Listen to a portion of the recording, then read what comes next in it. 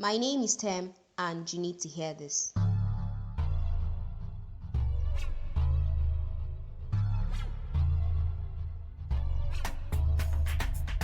This is the Long Answer Podcast.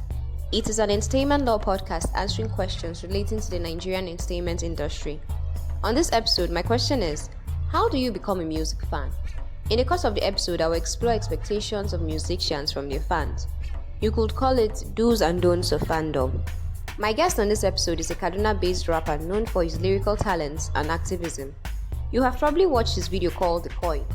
If you haven't, head on to Twitter and search for @BoyCalledMoon. He calls his fans Moonlight. It's Moon with a U. I spoke to Moon about his fans. Here's what he had to say. Hello. Hi. How are you doing? I'm good. I'm fine. How about you? I'm fine. How is the lockdown treating you? It's been stressful, but it has given me more time to create, so not bad. Hasn't it affected any part of your music negatively? Well, I love performing on stage. I've not been able to do that for months, so apart from that, pretty much at least gives me time to connect with my fans more, to get to talk to them, to get to know them, now that everyone has a lot of time in their hands. Okay, that's a very good point. So, let's go straight to you. Who is Moon? Yeah. And, first of all, how did you come up with the name Moon? Well, there are two stories behind that, but let me just tell you the original story, yeah? So, I used to go by the name Didi, that's D-I-D-I. Okay. It was an acronym for dwelling in divine illumination. So, when the music got serious, I got to have fans and people actually rooting for me. So I said, let me go on Google to check Didi. And I Googled Didi and I couldn't find myself until the 10th page. Oh my. And I'm like, wow, there are lots of Didis in this world. So I need to pick a name that is unique and, something that will represent me. Right. So I have a late elder brother who gave me a name, Ali Mansour.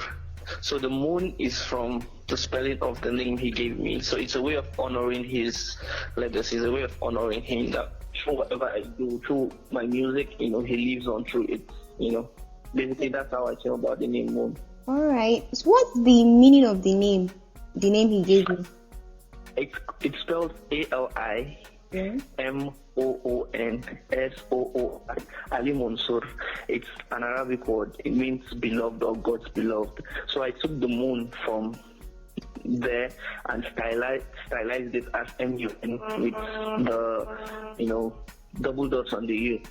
Right. So yeah, it's my name is spelled MUN, but it's pronounced MOON basically. Okay, so Moon. Yeah, Moon. Right, so you mentioned something about getting fans and everything. When exactly did you start music? So I started music I started music in, funny story, I recorded a very whack song in 2011. I don't know where that song is, and honestly, I don't know if I'll be willing to listen to it, but it was horrible. I started music seriously when I got back from degree in 2012. That was when I started. That's when I knew I could write music. Started writing music before 2012. Yeah, funny story. If you had told me that I was going to do music, I was going to rap, I would have called you a liar and laughed, because I never wrote a song in my life before then. But you enjoyed music, right? I enjoyed music, but as a fan, I never wanted to write music. It came as a gift. If you had told me, you'll be doing music, it was basically not possible. Then I got back from degree. Then my cousin and his friends, they would rap in his room, and I started listening to, hip-hop from Lekre and stuff, and then boom, I got addicted and started writing my own music, and then I put out my first official song in 2013. Nice. So you still have everything, like your full catalog? Well, I think so. I know where to find them. It would be a very good idea if you have everything in one place. Yeah, I think so too. I think so. All right. So from your entry in the Monster verse, I think that's when I went crazy about your music. Let me be honest. From your entry, I noticed that you actually know a lot about anime. Yeah, I'm a fan. I'm a huge fan of anime. Okay, so now I'm going to ask you a question. Correct me if I'm wrong. The word otaku, right, is it a derogatory term or is it a good term for fan? Well, it depends on how you see it. Okay. I for one don't have an issue. Okay. I don't have an issue. It's because you know why? What? How am I going to put this? Anime itself, yeah, centered around violence and like most of the things centered around either fighting for something, violence, and also everything is heated in anime. Okay. I don't know if you get my point. I think I do. Everything is heated in anime, so basically, lots of crazy things get said and done in it. So some people get offended and defensive when they hear the word otaku, right? Yeah. Okay. But you know what? Just to be safe, I won't say it. Just to be safe, I won't say it. I can't go around asking people, are you going to be offended? Are you okay with it? No. I think I'd rather just stay away from it. Yeah, it's totally fine. So you mentioned that you were more of a fan initially about music before you decided to go into it. Yeah. Like, what kind of music did you like? Did you like hip-hop from scratch? Sorry, I didn't get that. I said, did you like hip-hop from scratch? Was that the kind of music you were interested in? Well, I love hip hop. I just love this listening. I was indifferent about hip hop. Okay. To be honest, I was indifferent about hip hop. And then what got me interested to hip hop is actually Christian hip hop from artists like Lecrae. That's when I actually loved the genre. Because you know why I was indifferent at first? I couldn't relate to most of the stuff the old hip hop guys were saying. The dance of the guns, the violence and stuff. I couldn't relate. I mean Nigeria, most of those stuff. Back then I loved listening to music I could relate to. Mm-hmm. So I started listening to Christian hip hop, and I'm a guy of faith myself. Basically most of my music centers around faith, hope, and love. That's basically the three pillars of my music. So I started getting interested in hip hop when I was introduced to artists like Lecrae. I listened to his Rehab album, and it changed things for me. That was when I knew that okay, I would love to do this. All right. I think I can relate to this issue of not understanding music. Like some of the music we heard, especially hip hop from America. Yeah. Growing up was also a bit confusing, and I remember in secondary school especially, I wanted to be a cool kid. Everybody wanted to be one. So I would go and cram some raps. I didn't understand anything I was saying, but I wanted to be able to rap when the drummer in class started drumming. The person who could remember all the lyrics was always the center of attention. So it was we're all going to this lyric books. Can you remember? Yeah, true. Although I just remembered something. What? When it comes to Nigerian hip hop, I think three guys made me way before I even started listening to Christian hip hop or Lecrae. I listened to MI, I listened to Terry the Rap Man, and basically MI has been with me from 2008 when he just talked about it. I've been a fan. Up to them growing up, thinking I've been football system, stuff like that. And we looked up to these guys because they were we knew people who knew them. It's for example now. I don't met anyone who knows Tupac personally, but growing up then, I knew someone who knew Terry the Rahman directly. So and it goes for MI. I knew someone who knew knew MI directly. So then we're like, man, these guys are reachable and they're doing awesome stuff. They're putting out awesome music. So I think little by little it shaped me to where I am today. Especially when it comes to confidence in knowing that yes, you too can do it. Yeah. So what do you I also think that you sometimes rap in Hausa. Sorry, I didn't get that. I noticed that you sometimes rap in Hausa. Yeah, I do. So don't you think there will be like a language barrier? Nah, music is universal, man. Music is universal. Like the emotion, the truth in it will resonate to you, even when you don't understand what the person is saying. But you, for example, Ani for Oshe, I don't speak Yoruba that much. I just know few words in Yoruba. But every time I listen to that song, it sparks up an emotion in me, and that is true music for me. Being able to put my emotion across, being able to relate how I feel. Be it a tons up energy, be it a song about different issues, but being able to be true to yourself while writing and recording music. It doesn't matter if people understand the language or not. Basically, I mean, Despacito blew up, and we don't speak Spanish, but everybody knows Despacito. Everybody was so emotional about it. Yeah. So the energy, music never lies. The energy is always true. So what do you think about subtitling? Basically, it's something I do when I put out my videos, my rap videos, because I want people to get it. I want people that are not able to understand the sequencing of rap bars to actually follow it, to read, this is what this person said. That way it's easier to understand rap. Growing up, most of the people who put out rap videos or stuff like that didn't really put out subtitles because they just say, everybody's a rap fan. But I'm not appealing to just a rap crowd. I'm trying to gain ground with other people. I'm trying to let other people know that we're actually saying sensible stuff in rap, so you can actually read it. Most of the places I go to perform, if they have a projector or a screen, I make them display the lyrics rapping. It helps. That's so nice. Yeah. It promotes a lot of fan engagement, especially during performance. Yeah, because if I'm performing, most of the performing is the energy. Your fans are turned up, and all. And you go online and man, this guy killed it. It's awesome. And why I display the lyrics is because I want them to be able to quote a line or two. Okay, while you're turning up, you see something written in the screen. And then you'll be able to quote it and switch the lyrics, and that way the music gets across better.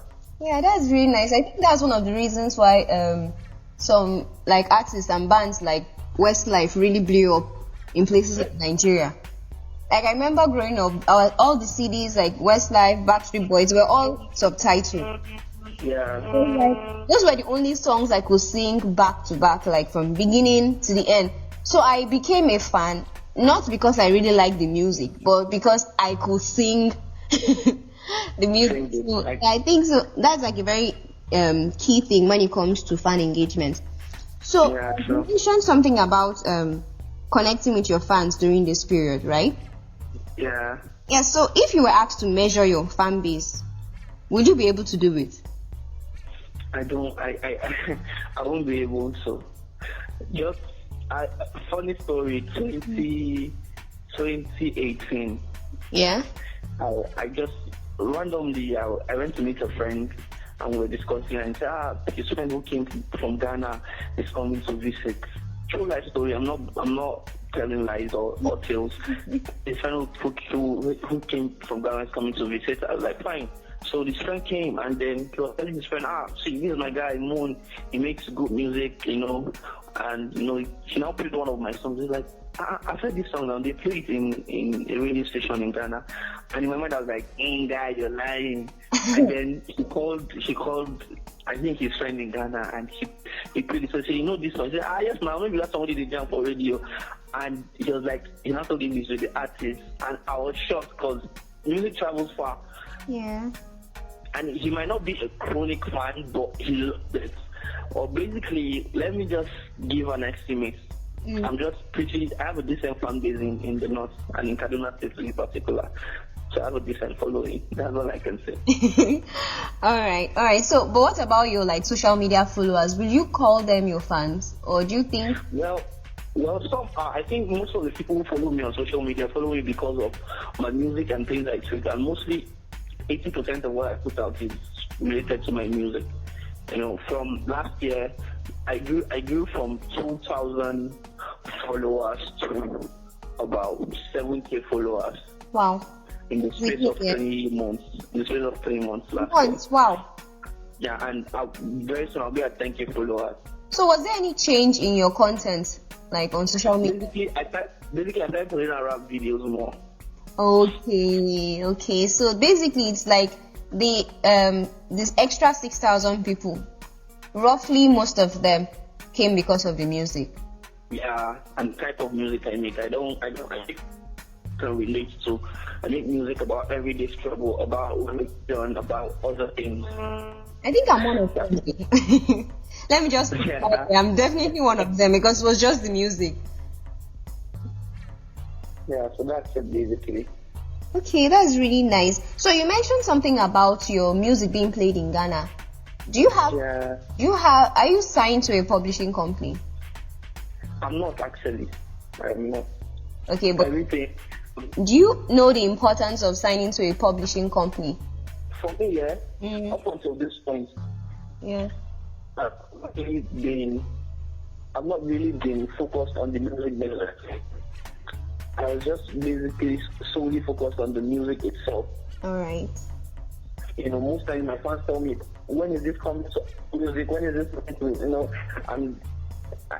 I just want to put out music, take it, vibe it, enjoy it, love it, And then, but I got to understand that, you basically sometimes you have to, not sometimes, as an artist who wants to make it big, you have to understand the business side of music, and you have to, go along with the tides and how things develop. So basically, I've not gotten the full angle of publishing and the music business, but I know a thing or two about it. Alright, so I think basically you just need to get a team. You don't have to do everything yourself. That's the thing. People always tell me get a team, but all my life I've known how to do just one thing, and I know how to do it myself. I just feel like everybody will understand, and I don't want to stress somebody at that point or something. It's just basically, I just need to have a thorough talk with someone who believes in me and believes in what I share, and who is able to organize that thing. I just need someone who can basically tell me you focus on the music. Someone I can trust, because man, the music industry is shady and all. So you just need someone who can tell you, bro, focus on the music, and I have you covered in everything else. Just focus on creating. And basically, yeah, that's it. When I get that, I'll know. When I see that, I'll know. I'll feel it. All right, that's very good. So, today we're going to be talking about fans. Basically, that's like everything. Now that you are, we want to know what your perspective is about fans. So, first of all, I want to ask you, what do you think about groupies? Groupies. Which of the things are you talking about? Can you be playing? So, no. Can you say groupies? What do I think about groupies? Yes. When you hear groupies, what pops into your head? When you hear groupies, what comes into your head? Are you throwing the question back at me? Yeah, I'm throwing it back at you. Well, just so you answer mine, I'll answer you. Okay, when I think of groupies, first thing I think about is fans, like fanatic fans, those who will go like heaven and earth for you, and who are always around. So that's what pops into my head. But I've had conversation with a lot of people, and I've been seeing a lot of different perspectives. For instance, now in the 90s, people looked at groupies as random ladies who just followed bands around, and some of them who probably were like stalkers and stuff. But I think it's a thing of perspective, and I would like to know yours. Basically, the last thing you defined is actually what groupie means. Someone who is always around the circle of artists. Someone who craves that attention, or who is a yes person to an artist, basically. I think when you talk about fans that are always there, through thick or thin, fans that will support you no matter what, it's called the core fans. All right. They're called core fans. Okay. They have 1 million fans, but in that million you probably have 10,000 core fans. And those are the people that will buy your music every single time. Those are the people that will tell people to buy your music. Those are the people that won't forget about what you put out. Those are the people that follow up and know what you're truly about. Oh. So basically, that's what I've been trying to do in the North, to build a core fan base, to get the North to know about me and about my type of music, and to know that I have their backs and I would love them to have mine too. So I'm trying to build a core fan base, And the groupies, they're always going to be groupies. They're always going to be things coming around, wanting to be there because of the fame or the attention. I still love my guys, Okay, do you think groupies are only ladies? No, we have male groupies too, because we have female musicians too, female artists, and they have male groupies who, want to always be in their circle, want to always be in the know of stuff and all. So it's not just ladies, there are guys who are groupies too. So does that mean that groupies are always of the opposite sex? Most likely. Alright. Most of the time actually. Okay, so now that we have groupies out of the way, who is your ideal fan? Ideal fan? Like when you think of a fan, what do you think? When I think of a fan, I think of someone who supports the artist, not just by buying his music or retweeting or posting about the artist, but someone who sees the vision of the artist. You see this and okay, this is what he or she is about, and you can defend that ideology of the artist any day, anytime. The ideal fan for me is someone who, I don't need a ride or die fan. I don't need someone who would ride for me when I'm in I don't need someone who would, stand me when I'm doing something wrong and all, because it will just lead me to destruction. I need an honest fan. I need my fans to always be honest with me, love me, encourage me, support me, buy my stuff, and at the same time, when I'm going down a cliff, let me know. Okay, so basically you need healthy fans.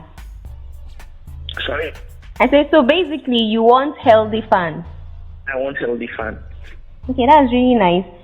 So about buying your stuff, is it just the music, or is there any other thing that a fan should buy from you? Tickets, when at concert, buy the ticket to the concert. When I put out merchandise, clothing, support me, buy it, get friends to point people to my music. When I call fundraising for a good cause, when I call for charity, show up support. Okay. Yeah. So what about imagine if you had like a fan, someone who will defend your ideologies and stuff, and that fan cannot afford to stream your music or buy merchandise. What would you advise the fan to do?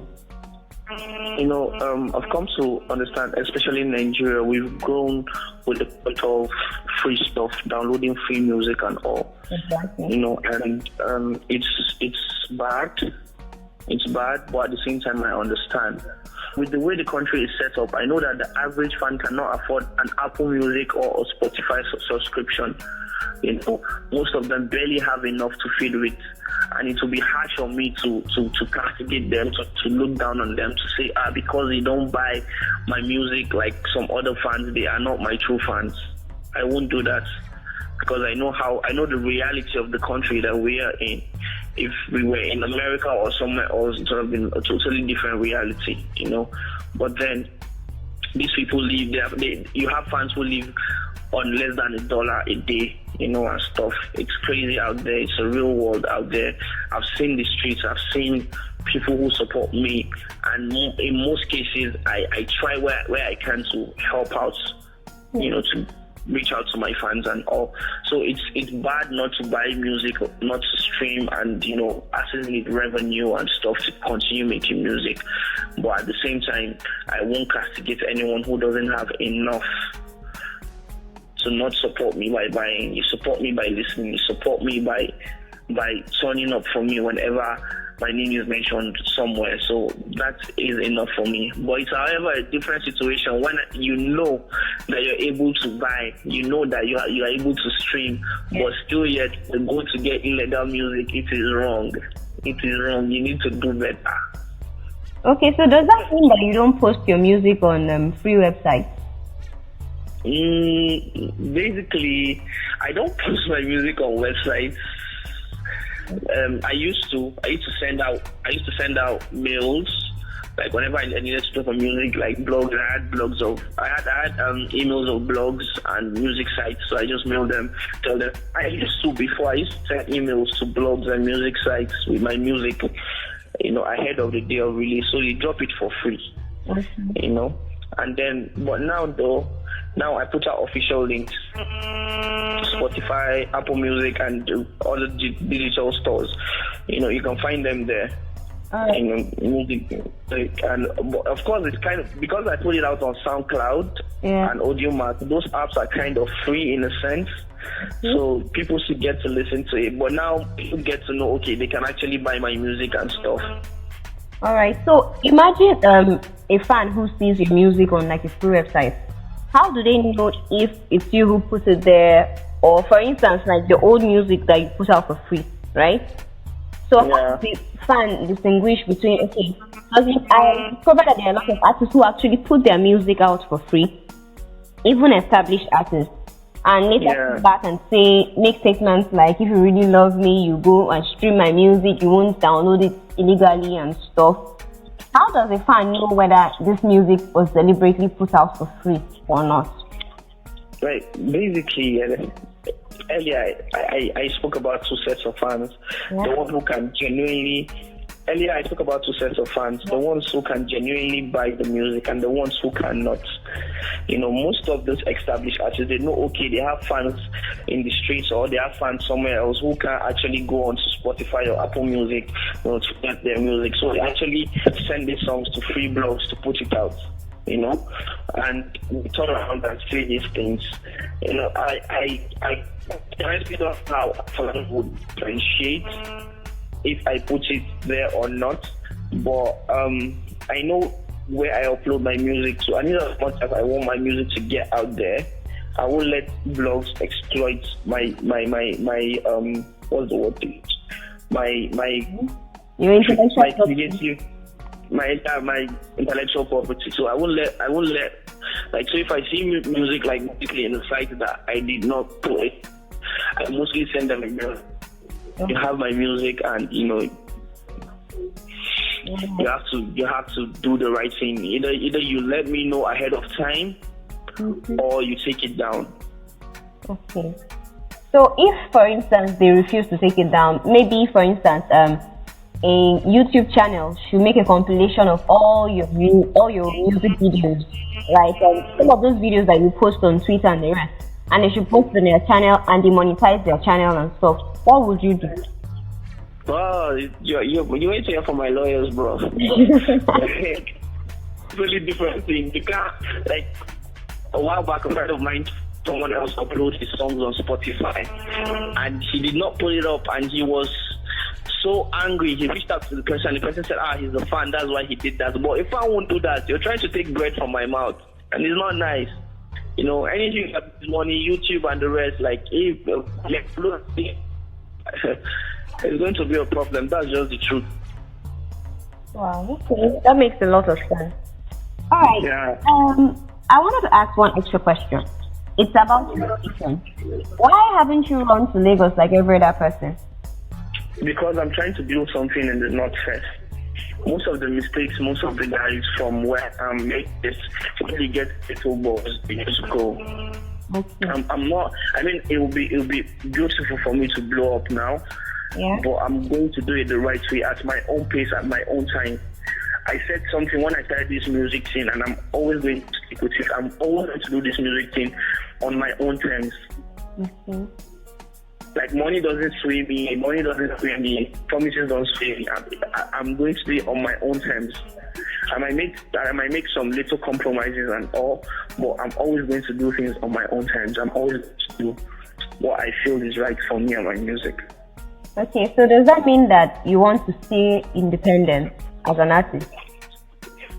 I don't mind being independent. I don't mind being in a label. Whichever way works for me. Music, the internet has made being independent not so bad right now, So if I get a good label with a good proposal and a good deal who allow me create and, I'll sign up. And if I don't get a good deal, I'd rather stay independent and push through the music. That's wonderful. All right, I'm so happy that I got to talk to you today. And okay, from the fact that how to be a fan and what to do as a fan is really important to me, especially when it comes to like, I've had people talk to me about how they really love this person, they really love this brand, but they don't know how to support the brand. Sometimes they get statements like, you're not a real fan. And they're not necessarily kind of people who will leave their office and go and start like making noise or fighting with other people on Twitter and stuff. Yeah. But they want to do something. And so that's one reason why I'm happy I had this talk with you. The second reason why I'm excited about this talk is because I am a fan myself. So this is it's just like a guilty pleasure for me right now. Thank you very much. Thank you. So this is I'm actually smiling hard right now. This is a big deal for me personally. I'm blushing. Yeah. So for me and your let me just say your 6,000 other fans out there, what would you like to tell us, especially in regards to supporting you? Well, I just want to say keep supporting me, keep telling people about me. I'm not perfect, but I'll try my best to always make you guys proud. I'll try my best to always abide by the law and do what is right. And whenever you see me going wrong, reach out to me in public. Don't scold me. Don't bash me. You can tweet at me. You can send me an email. You can look for my contact. You can DM me. I always reply. But just find a way to reach out to me and tell me, okay, you're doing this wrong, and I think you can actually do this better. And I would really appreciate it. I love you guys so much. You guys have been supportive and you've been a great source of encouragement. And I promise we'll always get higher and higher from here. I'm happy I heard that first, by the way. Yeah. All right, I'm so grateful. Thank you for making it here. Thank you very much for having me. You're such a wonderful person. I was actually when before you called, I was like, I don't know how the conversation is going to go. So you made it so warm and welcoming. You're an amazing person. Thank you so much. I'm really glad I have this platform to be able to talk to people like you. You're welcome. All right. Thank you. Have a nice day. All right. Thank you. You too. Do have a lovely day ahead. All right. Bye. Bye. So yeah, that was Moon, M-U-N, Moon. I hope you enjoyed listening to him. I hope you learned something from what he said. And we're still discussing the topic, how can a person become a music fan? Unfortunately, some of the biggest infringers of a musician's intellectual property are actually his fans. I know it's sad, right? But what is even sadder is the fact that many don't even know they are infringing. If anything, they actually believe they are helping his popularity. Then there are those who know they are infringing, but they can't help it. What I mean is, they either cannot afford internet access for streaming, or they can't afford to buy a song online, or worse, they don't even own an Android phone. Now, these factors are important in a country with so many people living in poverty. This then begs the question, is music a luxury? Well, I'll leave that open and jump right into answering today's question, which is how can a person become a music fan? Now, there are three major ways, and anyone who does all three is like the perfect fan, the ideal fan, the musician's dream fan. You get? So now the first way is to invest. Now, you can invest by either buying music, buying merch, or buying tickets, or better still, buy all three. So buy music online, buy tickets, buy to shows, to concerts, or any events that they're either hosting or they're a part of, and buy their merchandise when they sell.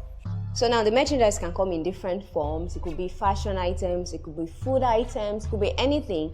And if you're keeping up with that particular musician, if you're keeping up with the star, then it wouldn't be so hard to figure out what exactly they're selling as merch. So invest in that. drop your money, put your money where your mouth is.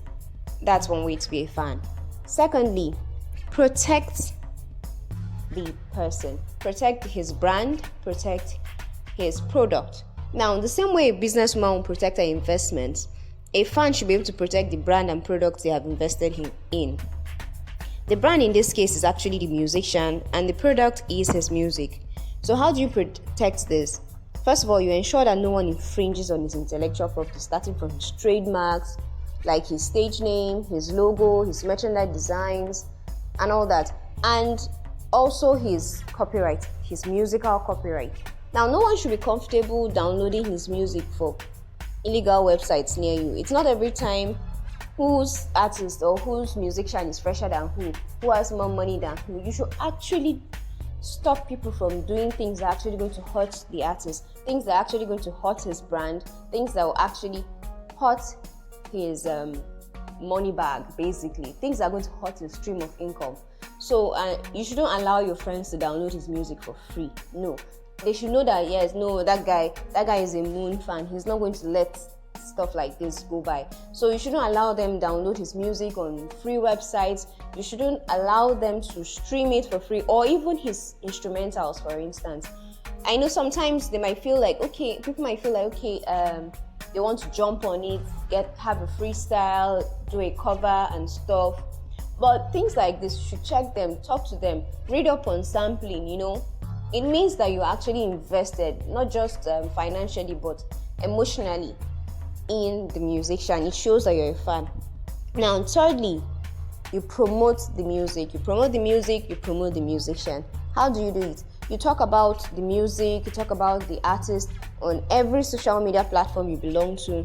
You will repost his stuff, you retweet his stuff, you help him with hype for every new release and everything. And side note, a fan does not ask for money to promote a musician's work or his personal brand. It doesn't make sense. The moment you start to demand for money to do things you should be doing out of love, then you stop being a fan. In fact, whenever you have the opportunity, you can pitch to brands and possible sponsors. Share help with his music, you get. Help him to open new streams of income. It's all part of the promotion. In a nutshell, my advice is this. As a music fan, cultivate the culture of actually doing things that are useful to your star. Show up, pay for stuff, protect and promote their art and their brand. So now, thank you guys for getting to the end of the long answer. I hope it was long enough. Follow our guest on social media at Boy Called Moon. It is spelled BOYCALLEDMUN. I'll drop a link to his YouTube channel on my social media. You can find me with the handle at TJGaps. It is spelled TJ_GAPS. Thank you everyone. Until next time. Bye.